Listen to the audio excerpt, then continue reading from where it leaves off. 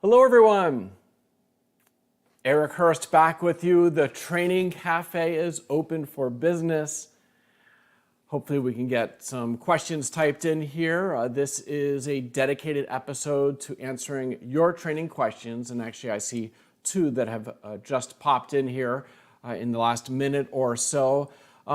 Any question relating to climbing performance is open for discussion. I'll try to give you my best answer based on 45 years of climbing experience and 35 years involved in coaching and researching and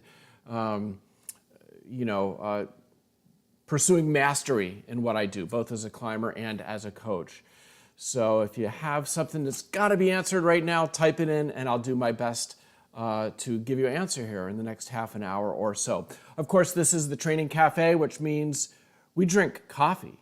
Today I'm sporting one of my favorite coffee mugs. It's Café Craft. If you're familiar with German climbing gym scene, Café Craft is a great bouldering gym in Nuremberg, home of, Alex Megos. That's where he trains most of the time.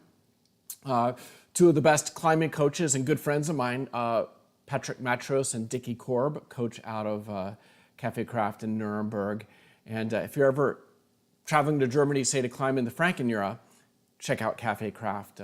Good rainy day spot to exercise a little bit. And they have a nice coffee bar with good pastries and coffee, and that's something I dig, whether I'm in Germany or not. So raise your glass. Maybe it's water. A little early in the day for beer, unless you're in Germany. Then it's probably getting to be about that time. And for me here, noon Eastern, that's when I have my second dose of coffee of the day. So let's sip. Climbers around the world unite, sipping coffee here at the Training Cafe. And very oftentimes I have a little piece of dark chocolate. I'll show that to you.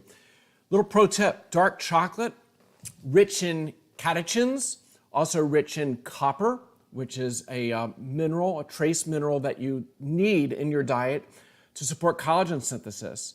And the catechins are very good as well for athletes for numerous reasons.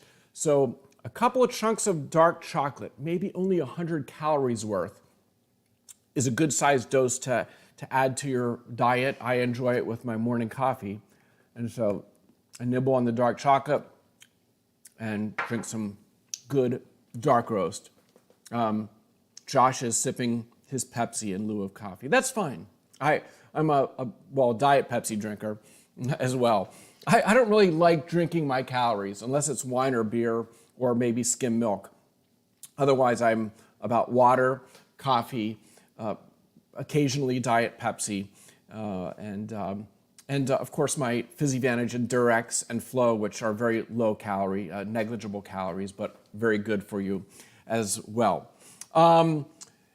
Something else, every cafe I try to have a shout out. I have two shout outs today from Coach Hurst and from the cafe. The first is to American climber Melina Costanza. She just won the Collegiate National Championship, both in lead and bouldering. So she's a senior at University of Pennsylvania. She is also on the U.S. climbing team. She won the team trials for lead climbing a few weeks ago. And so she'll be one of our American athletes traveling to the World Cups this year. But yesterday she pocketed 2 gold medals as a collegiate national champion. So that's pretty cool. So congrats to Melina. And she, by the way, is a PhysiVantage athlete. You know, one of the 50 or so pro climbers using PhysiVantage products here in the United States. And by the way, PhysiVantage now in Europe as well. We're distributing 3 of our products through the Epic TV store. So if you're a European viewer, you can get our Endurex, our Supercharged Collagen, and our Crush supplement all from the Epic TV or Banana Figures online store. We will be adding more products in the coming months and growing our presence in Europe and signing some European athletes as well. So it's all very, very exciting to see PhysiVantage taking off, not only here in North America, but beginning to in Europe as well. The second shout out, and then we'll get to your questions, to my friend Steve Bechtel, published a new book, Metal. Steve, of course, a longtime climber and coach like myself, though he's about maybe 10 years younger than me or maybe 15 years younger than me. most people are younger than me when it comes to coaching climbing and just climbing, period. But in any case, Steve, of course, of Climb Strong, is prolific in writing articles and things for his website and a few books as well. And so this is his latest book. You can check it out at the Climb Strong website. Okay, so enough with the small talk. Let's get to some of your questions. And first up, kind of unusual question. He says he spoke to a coach recently who said your calves should always be engaged while climbing. And he also said that your rhomboids should be pulling back at all times as well. And he says, I've never heard this before. What are your thoughts, Eric? Well, those are bold statements. And of course, there are many different situations in climbing, from active movement to being passive, placing gear or resting. So I'm not a believer in giving, just total 100% always comments on anything for that matter. If you've listened to me long enough, I talk about the need for nuance in training and in giving training advice. It's got to be, nuanced to the person, to the situation. There's many, many different things. And so while, let's say if we're talking about footwork and the need for the toes to be active on footholds, well then yes, your calves need to be contracting to have the toes very active. Especially people who wear soft, sensitive shoes, which is a lot of sport climbers, a lot of boulderers and indoor climbers like the soft, sensitive shoes, where you can really have a lot of feel and sense the pressure you're applying to holds. And so yes, your toes should be active. If you just plop your foot onto a hold, especially on a steeper route, on a smaller hold, and don't contract your calves, you're not completing that connection between your fingers and toes that is required to keep your body, and your posture while you're climbing overhanging walls. So people who have their feet just cutting constantly not only tend to have poor footwork, but poor feel with their toes, and are not applying that pressure with their toes. And so in that case, the statement about you should be contracting your calves is valid. That being said, there's certain climbing situations, like if you're climbing a slab and you're kind of smearing your foot and lowering your heel to maximize your rubber in contact with the slab, you're actually more relaxing your calves, stretching, your calf muscle by, your foot's in a dorsiflexed position, though kind of passively in that. And so in that situation, you're not really applying a lot of pressure with your toes, or maybe any pressure. You're perhaps thinking about more relaxing and letting your heel sag when you're smearing. Or let's say you're on a vertical route at a shakeout position. I'm fond of trying to get my heel on at a rest position and get off your calves, in which case the calf muscles, if you're on your heel, your toes are not applying pressure to a hold, and you can rest your calf. Which is important. So the always thing I disagree with, though again, maybe he was answering a specific answer or a specific question related to like steep bouldering. And in that case, I could hear a coach saying, well, you need to always have your calves contracting to keep toe pressure on that steep route. And so in that case, I agree with it, but as a kind of a broad statement, the calves should always be contracting while climbing. No, you can't do that. And same thing with the rhomboids, pulling your shoulders back, chest out. Yes, that is generally good posture. If you're on a campus board, you should have your chest out. Your chest should not be caved.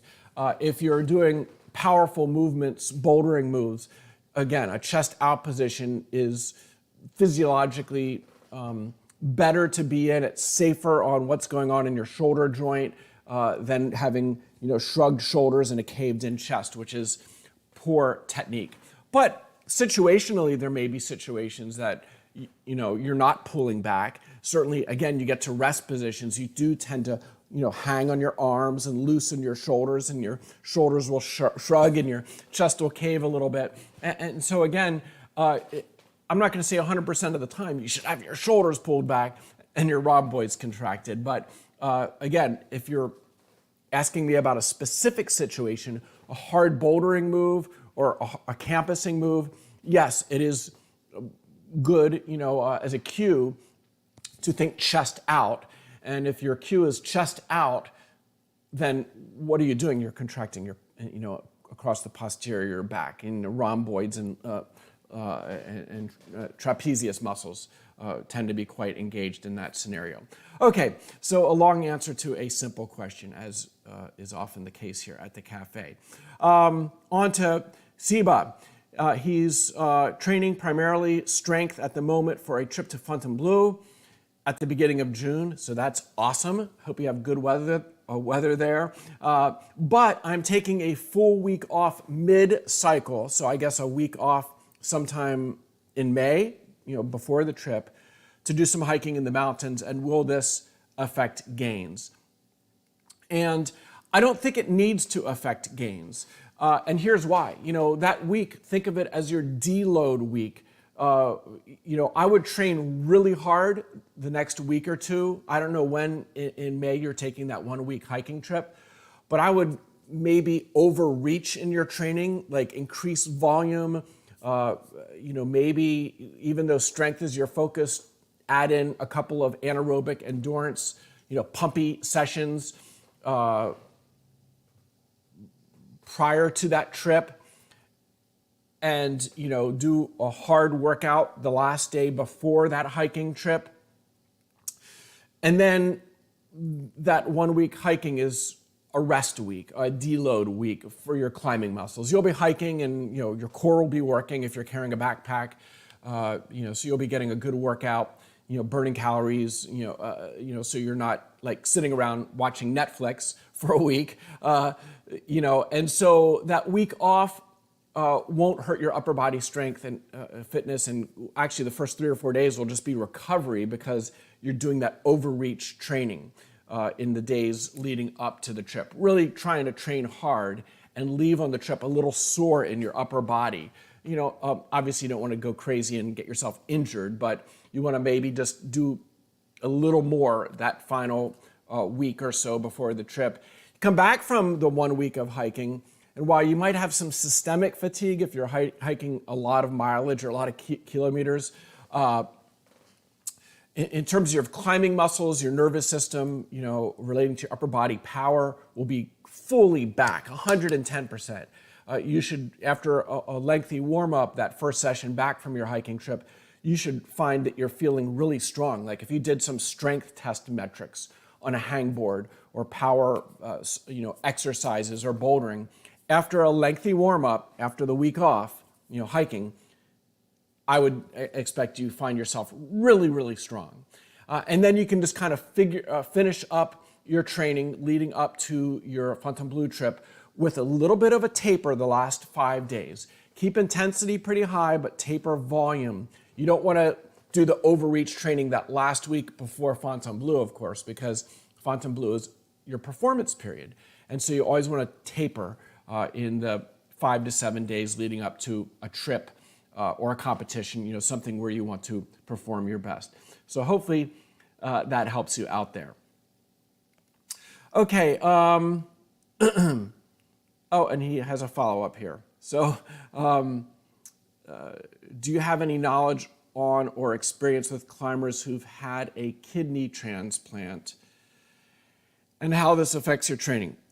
No, I do not, although I have a wife that has just one kidney. She had a kidney disease. Basically, her kidney failed when she was young. This happened as a youth, actually before I knew her.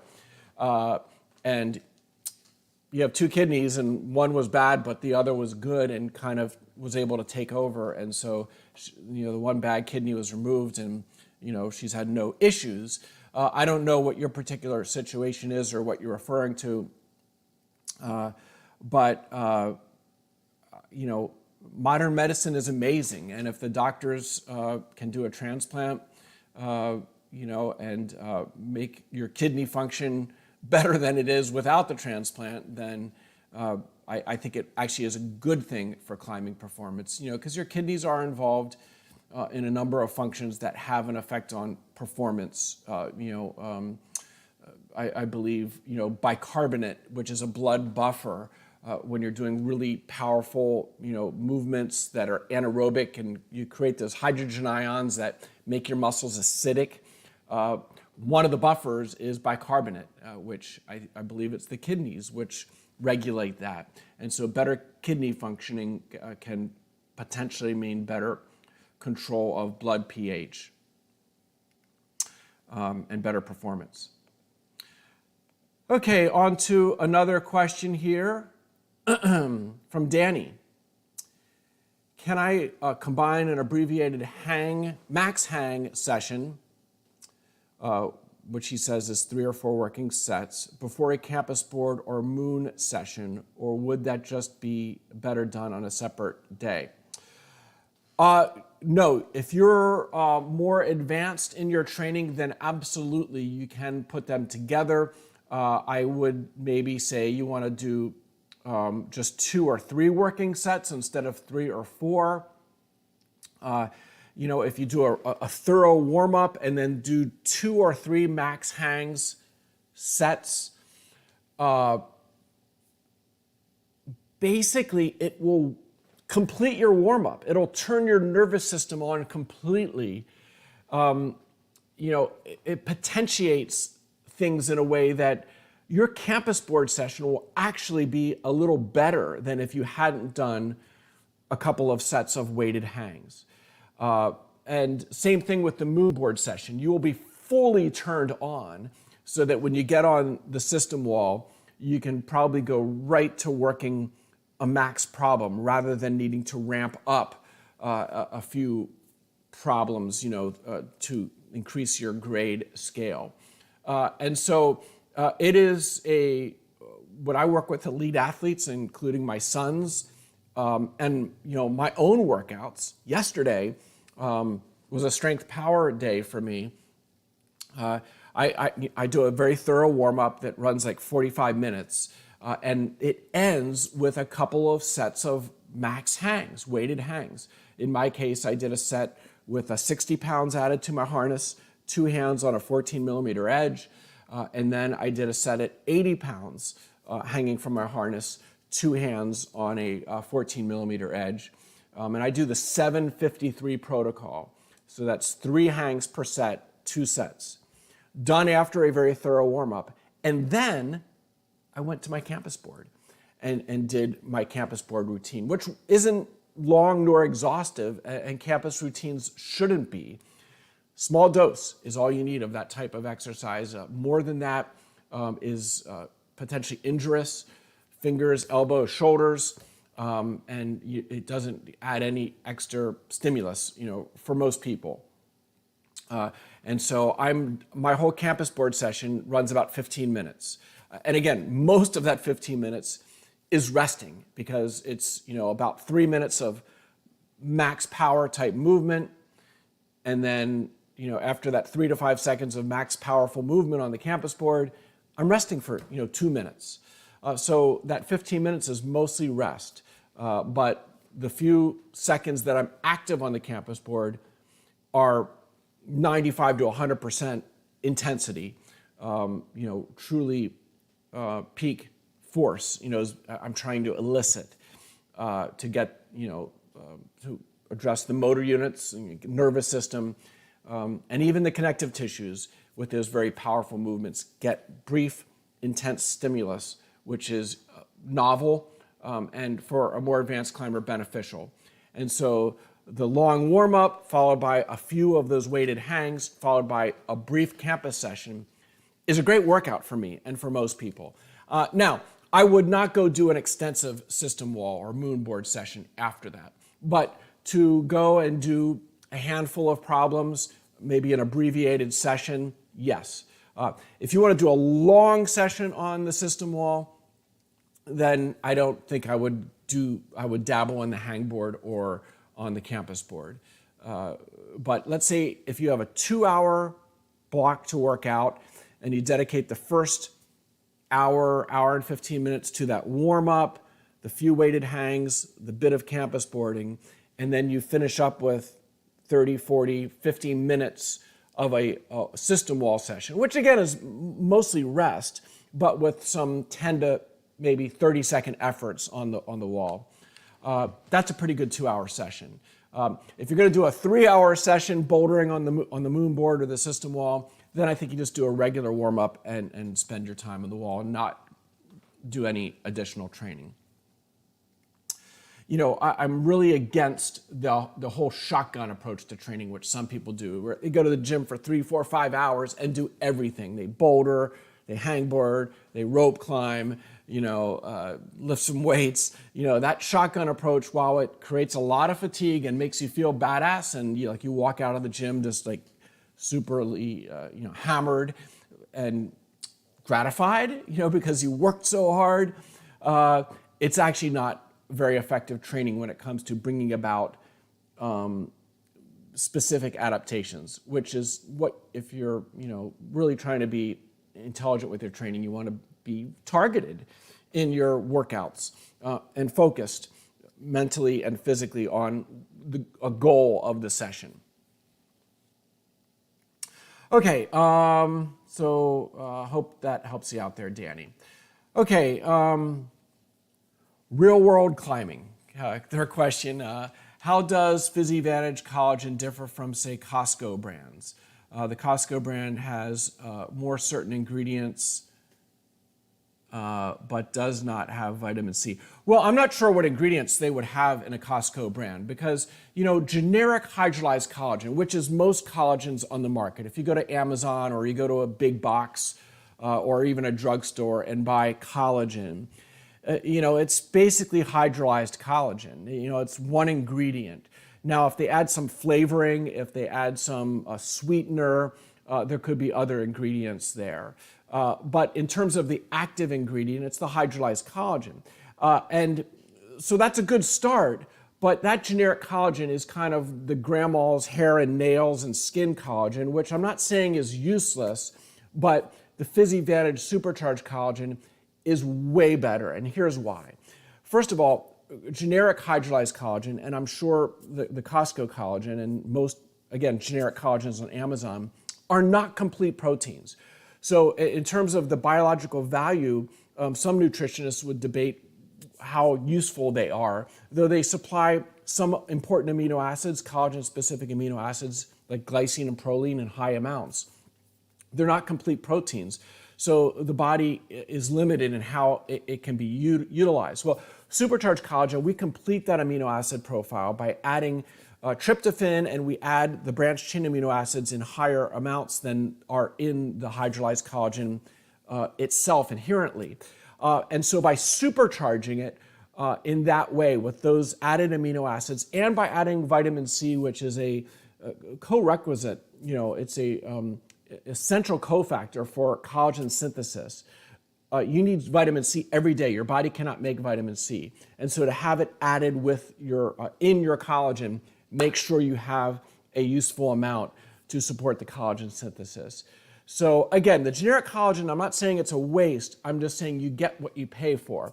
And the supercharged collagen, though more expensive, is a premium product that I think the proof is in the pudding. If you go to PhysiVantage.com and read the reviews of hundreds of reviews from people I don't know, total strangers who buy and have used the product for many months, they swear by it, and and of course many pro climbers do as well. Many of the top boulders in the world, I can go down a laundry list of boulders: Daniel Woods, Jimmy Webb, Drew Ruana, Matt Foltz, and dozens of other pro climbers swear by the product and do it each and every day, as have I for like the last 5 years since prototyping and developing our product.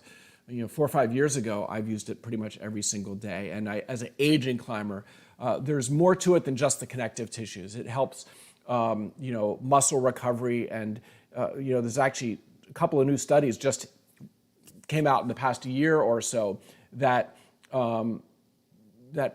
daily hydrolyzed collagen use accelerates recovery from plyometric training. So that should perk up the ears of every serious climber who trains hard.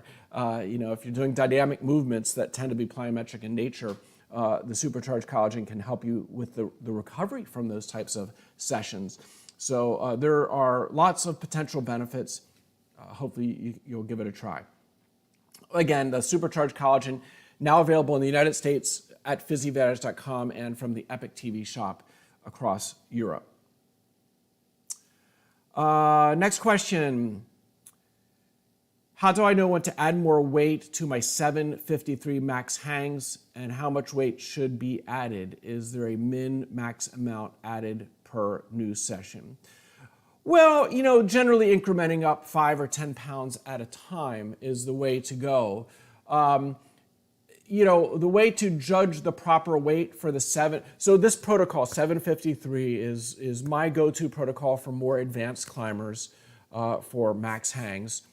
Most people start off with just a single 10 or 12 second hang, followed by a 3-minute rest, and do a few of those. That's kind of that, Ava Lopez protocol, which is a great protocol, a great entry-level protocol, but it doesn't give you gains forever. You need to mix it up and introduce novel stimulus and ramp things up. And so the 753 is a great way to do that, where you do a 7-second hang, 53-second rest, another 7-second hang, another 53-second rest, and then another 7-second hang. So you're doing 3 hangs with limited rest, 53 seconds between each, and then you rest 3 to 5 minutes. And that's one set. And typically I recommend, as you begin, 2 sets. I do generally 3 sets. A really advanced, like 515, V15 or type boulder, probably 4 sets of 3 with a little bit of added weight each set. I go up 5 or 10 pounds between sets. But to find that starting weight, you need to find a weight that you can do all 3 7-second hangs and not reach failure. On the first set the first 7-second hang of the 3 in a set, you should finish that 7 seconds with a lot in the tank. Like you could hang another 3 or 4 seconds. But then the second hang, you maybe finish up with just a second or 2 in the tank because you had incomplete recovery. And then the third 7-second hang, that one you should have to fight to get to the 7 seconds. If you fail at 6 or 7, that's fine. That means you've really found the right working weight. If you could continue on 8, 9, 10 seconds, well then you probably should be 5 pounds heavier for that set in the future. And so you kind of have to suss out the proper weights for you over the course of a few sessions. Again, that first set of 3 hangs is kind of completing your warm-up. So many people, myself included, the second set of 3 hangs, I'm adding 5 or 10 pounds because I've turned on the nervous system and I'm able to do a little more weight for the second and third sets. So you may find that you're not just using the same weight for all 3 sets or 2 sets or 4 sets, however many of those 3 hang sets you're doing.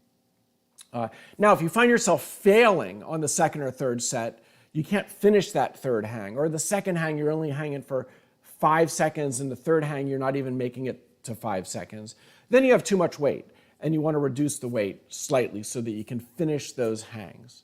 And one more thing is some day, not all workouts are you going to be able to hit your numbers. Some days, quite frequently for me, I'm doing a max strength workout, and my warm-up, I go through my warm-up, which is identical every workout, and I kind of assess I'm not quite 100%, or maybe I'm nowhere near 100%. And so you need to modify your weights, so that my 80-pound set might need to be 60 or 70 pounds because I'm not fully recovered. And so that's something that, the value of auto-regulation, doing the same progressive warm-up every workout, that allows you to assess at the end of the warm-up where you're at. And so those days that you assess, man, I'm 100%, all the power's there, all the finger strength is there, those are beautiful days because you can do some maybe PR bouldering, or you can really maybe break, set new standards or test yourself and test a new peak finger force. But then there's other days you go through that warm up and, I write in my notebook, I feel like I'm only 90%, or I feel like I'm only 80%. Then I know I need to, maybe do only 2 sets instead of 3 of the max hangs, and I need to lower the weights a little bit. Don't cancel your workout unless you assess that you do your warm up and you're just like, I'm off, I'm feeling weak, I'm not focused, I'm tired. In that situation, it's better to maybe, just end the workout. But hopefully that's not a frequent thing. But what is common is that you're 80 or 90% recovered, but not 100%. And so you want to know that on any given session, and you can then, tweak your workout appropriately. Okay. Next up, Kelton. Is it worth it to invest in a coach if you wanted to climb your very best? I'm a college student who's on a budget, but really wanting to climb my hardest. I struggle from injury, mostly elbow. Yeah, a lot of facets there. The best coaching is, working in person with a veteran coach. Now, that's not possible for a lot of people, depending on where you live or where you go to college. If you're working with somebody in person that really doesn't know what they're doing, then what is the value there? Same thing with working with remote coaches. Some remote coaches you can talk to virtually, do Zoom sessions with. They can't see you climb, perhaps, unless you share videos with them, but you can have a dialogue, and they can help design a dynamic program that is personalized. And again, if it's an experienced coach that really knows what they're doing, then there's a lot of value in that. If you're just downloading a cookie cutter program off the internet or working with a newbie coach, then probably there's not much value, and you can try to self-coach. And for many climbers, they do self-coach, to various degrees of effectiveness for several years. And then eventually they get to a performance plateau, or an injury, or have a big goal that they really want to get focused and better with their training, and then they engage a coach. And so, maybe you being in college right now, you want to still try to educate yourself and self-coach the best you can. That might be the way to go. Now, the elbow does worry me, because that means you could be doing some things wrong, or, elbows tend to be, I think there's a genetic predisposition. I can't specifically say what is the cause, but just some people are more prone, and other people are more, are bulletproof and just don't get those elbow injuries.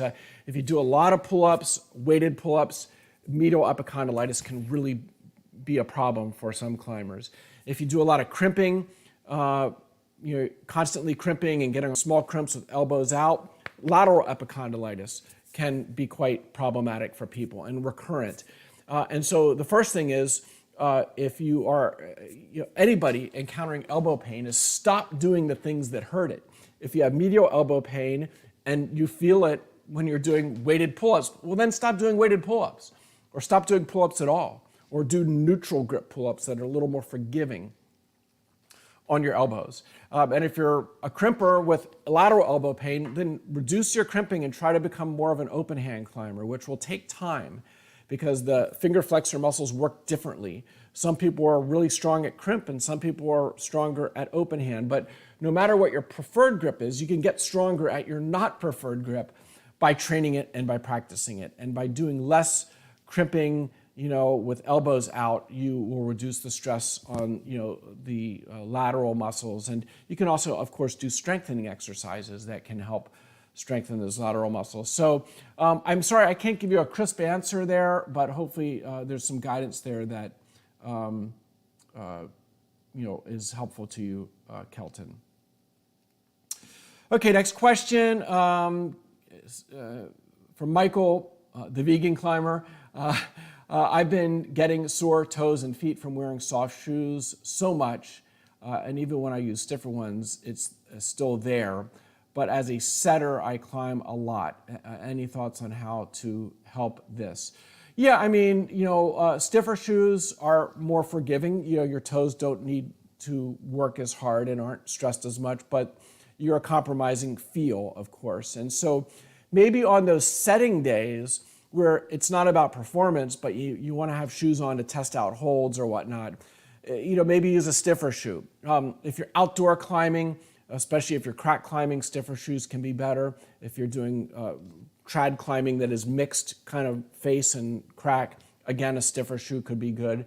But if you're bouldering hard or system walling or sport climbing steep stuff, the softer shoes tend to be better, give you better feel, and you have to be, of course, much more active with your toes, which is stressful on your calves. And so I think you kind of are doing about what you can do, hopefully doing some daily stretching of your calves where you, like up against I use a stair step where you put your ball of your foot, your toes up against the stair step and then drop your heel down low to the floor and then, lean your knee forward or your whole body forward and get a good calf stretch. There are a variety of ways to stretch your calves. That should help. If you have a foam roller or one of those percussion guns, to use, might help. If there's trigger points there, address those and help release them. But I tend to have chronically stiff calves as well, part because I run a few days a week, but also because I wear really soft shoes a lot as well. So some of it might be, the type of pain that is just going to be there in a low-grade way, muscle pain in the calves that is not bad. It's kind of a benign, just soreness. One thing, your name says Michael the Vegan. Vegans are lacking in the collagen-specific amino acids. Plant proteins, when blended, can be really good for muscle recovery. PhysiVantage makes a great plant protein called PowerPlex, where we blend pea protein with brown rice protein that gives a nice amino acid profile, including those important branched chain amino acids. And we add glycine to it, which is an important collagen-specific amino acid that is lacking from vegan diets. And so what I'm getting at is connective tissue recovery is, I believe, hampered by people on hardcore vegan diets. And again, there are workarounds, but it's challenging to find, do some research. I mean, it's hard to find glycine and proline in high amounts in plant foods. They're in the highest amounts in animal products. And so, people who eat a lot of meat, foods that have skin, and the collagen that runs through even lean cuts of meat, are very rich in glycine and proline. Pork is incredibly rich in glycine and proline. If you make bone broth, that's liquid collagen basically that you're drinking. And so you're getting a lot of those collagen-specific amino acids, but vegans are not. And so that could be holding you back on recovery and predisposing you to pain, potentially injury, not only in your calves, but maybe in your climbing muscles as well. I hope not, but I think there's growing evidence that there may be something to that there. So that's just kind of a little side note for you to consider. Maybe check out the PhysiVantage PowerPlex sometime. Quite a few vegan pro climbers, like Jonathan Segrist, that is one of their daily sources of protein, is the PowerPlex, because it's great for muscle and connective tissue recovery.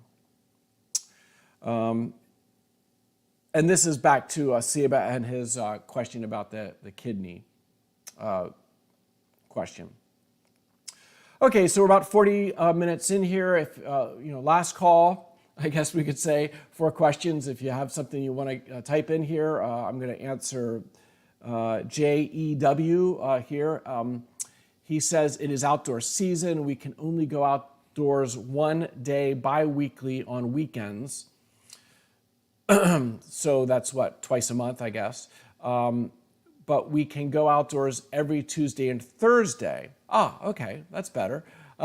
Any thoughts on how to structure training and climbing? Yeah, well, I mean, if you're getting outdoors and have areas that you can do performance climbing, maybe make, Tuesday and your one weekend day about performance climbing. Or maybe you want to make every Tuesday and Thursday about performance climbing. And then the weekends you can be climbing for fun, or if you're not climbing, those every other weekends, you go to the gym on Saturday and Sunday and do a strength power workout on Saturday and a volume climbing on Sunday. And then make your Tuesday, Thursday sessions about performance climbing. I mean, really, what I recommend for people in these situations, and it's common, for me, I climb a lot on weekends, and, during the week I'm working and training on, Tuesdays and Wednesdays is how I organize my weekday training. So you're kind of doing a daily undulating periodization scheme where you're trying to hit each energy system at least once per week. So if I'm climbing outdoors, routes on the weekend, for me, the route climbing is very aerobic. It's more the aerobic energy system with, bouts of anaerobic on crux sequences where you get pumped. But it's probably, 70-30 aerobic, anaerobic, lactate. And it's, route climbing is not a great max strength or power training method, that is for sure. And so when I'm gym training during the week, Tuesday is all about the strength and power training. I do my weighted hangs, I do some campusing, I do a little bit of bouldering. And then Wednesday, I do a blend of more power endurance, anaerobic lactic type training, often a split session where one session is more of a lactic session and another session is more of an aerobic session. And then the weekend, again, is route climbing. And so in that way, I hit all the energy systems at least once a week. And, the lactic and the aerobic, I hit a couple of times or more a week. And so that's more or less what I would recommend for you. Keep good written records. And just, over time, you may find kind of what schedule works and you feel best for performing and for training. Okay, Fahrenheit 451, Abel. It says that he has a persistent shoulder impingement that causes inflammation. I do loads of band work and ice. Can diet reduce the inflammation and pain? Yeah, it could take the edge off of it. Things, ibuprofen, obviously, though I'm not a big fan of chronic ibuprofen usage, but on days that you're particularly inflamed, 600 milligrams of ibuprofen could be, a one dose kind of thing to take the edge off. Ice perhaps, but it's a tough spot to ice a lot. And could be uncomfortable.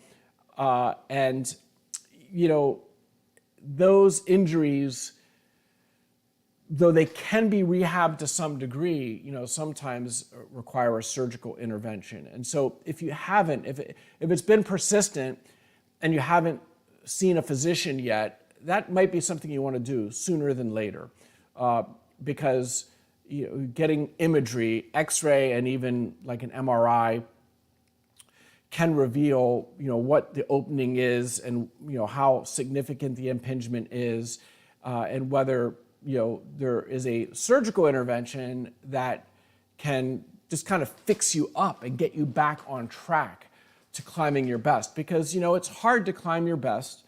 And it's definitely hard to train at your limit when you have a painful shoulder, whether it's a torn labrum or a rotator cuff issue or some impingement. They get aggravated from climbing and training hard. Very oftentimes get worse. not better. And so again, a PT and a rehab program might help, along with some, interventions like NSAIDs and ice, reducing your loading, more rest days, fewer hard training and climbing days. But if you have inflammation of the AC joint, impingement, some kind of tendon injury, those things often need addressed surgically. And so I'm not saying it's essential, but having that data could be helpful. And actually, I see you just typed in that no tears, so that's good. And if you're just prone to inflammation, well then it's something you want to control. One thing you could try is a high quality turmeric curcuminoid supplement that has been shown that, again, if it's a high quality concentrated, that's a good alternative to daily NSAID use. And so that's something you could look into as well. PhysiVantage happens to make a product called Redux HP that is available only in North America, not yet at Epic TV Shop, that is that type of a supplement that you can take daily, and it doesn't have negative effects like NSAIDs do.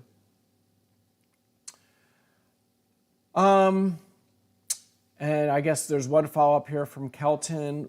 With all of these injuries that people are having, fingers, elbows, shoulders, do you think it's smart to stop climbing completely, focus on rehab, or is it best to keep climbing with the injury and do rehab? Kelton, it really depends on the nature of your injury. Climbers are notorious for trying to climb through injuries of all type.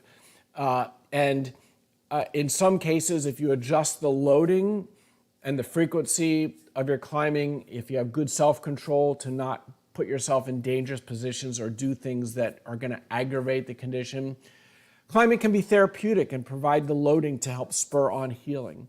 But then there are other injuries in other people who just can't be climbing and rehabbing at the same time because they are always going to go 100% in climbing.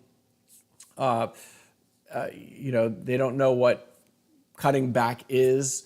And there are, certainly if you have like a pulley rupture, you need to stop climbing completely, where if it's just a pulley tweak, you could reduce loading and wear a splint and continue with some climbing. So again, there's so many possibilities. But if it's, if the pain is becoming significant, on a pain scale of 1 to 10, mild pain being, 1 or 2 or 3, and moderate pain being a 4 or 5, a 6, and very serious pain that you can't hardly tolerate being 7, 8, 9. If you're getting into that middle range from exercising or climbing, where you kind of wince a bit, you probably shouldn't be training or climbing. Mild pain, that 1 or 2, is what is common when you're rehabbing, and so there's going to be a little bit of pain involved. You need to do some loading as part of a rehab of any injury, but it has to be appropriate. And so, again, I think it's better to err on doing a little less than doing a little bit too much, and engaging a qualified PT to guide you on the rehab would be a really smart thing as well. So. Okay, so I've run the course here of all the questions that have been typed in up to this time, and we're coming up on the 50-minute mark, so I think it's a good time for me to wind things down here at the cafe. If you've still got some coffee left, as I do, final sip together here at the Training Cafe. I will tell you I'll be traveling a lot. We're heading into our summer season. I'm going to be doing a lot of travel for both business and some climbing with my wife, and hopefully some climbing with my kids, if they'll still have me along. I can't climb 515, but I can try to belay it, I guess. And so hopefully my paths will cross with some of you this summer. I had hoped to do a European trip, but with the war and the fuel prices and with COVID, I've decided to put that off perhaps until late autumn. do a European trip, and this is gonna be the summer of U.S. climbing for me and my wife, and for my kids as well. And so hopefully we'll cross paths with some of you at the Crags in the coming months. I'm gonna try to stay on this schedule of doing Training Cafe every other Monday at noon Eastern time.